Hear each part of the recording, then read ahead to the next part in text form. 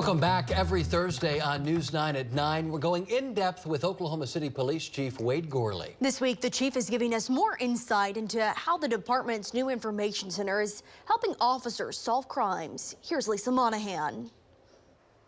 Oklahoma City Police Chief Wade Gourley in studio this morning. We're talking about the city's new real-time information center. Thanks for being with us this morning.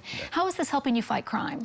So this is a project we've been working on for about 3 years, and what it does is actually allows us to have more eyes on the city around areas, that oftentimes crimes are committed, and it allows us to have a quicker response because those analysts, crime analysts that are staffing the real-time information center can provide updated information to our police officers as they get a call or as they might observe something themselves.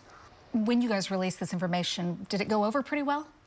So far it has, okay. and there's always questions, concerns about privacy and those things, and we were very careful to make sure that this is not something new. This is something that cities all across the country have been doing for several years, and that's one of the benefits for us about doing this.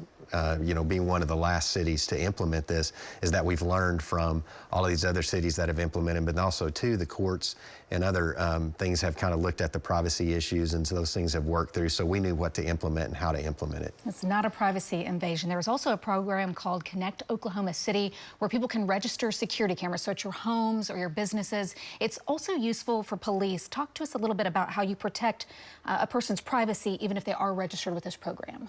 So there's two ways that you can do this, and registering with the program, that just allows us to know where cameras are. We can't access those cameras or anything like that, but for example, I registered my cameras, and so if something were to happen in my neighborhood and it's possible that my cameras could have picked that up, it allows the police to be able to reach out and contact me and say, hey, do you know if your cameras picked this crime up of something that happened? Same with businesses or anything else. There's a way that you can integrate your cameras, which is a different process, and that would allow the police department to have access to your cameras. But the only time that we would do that is if something occurred at your business or at your home, and we would be able to then access and obtain that video.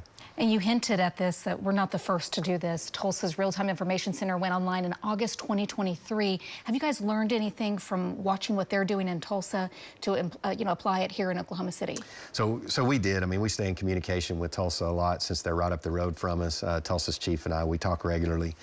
But the biggest thing is we've learned from agencies that have implemented these even years ago and have been, utilizing them. And so that's who we really relied on more than anything, is folks that had been through the trials of this, and it's very important to note too that these cameras are all in public places, traveled roadways and things like that. They're not looking into people's homes or backyards or anything like that, and all the same rules apply to search warrants, probable cause, all of those things. But this just allows us to get a better view of what's going on in the city, and if a crime is reported, we can look at that and hopefully get information to our officers and solve that crime. And you've already had success. We've Absolutely reported on those stories. Yes. Chief, thank you so much for the insight this morning. We appreciate it. If you have a question for the chief about this particular topic or any other topic, you can send an email to chatwiththechief@griffin.news, and we'll get you some answers.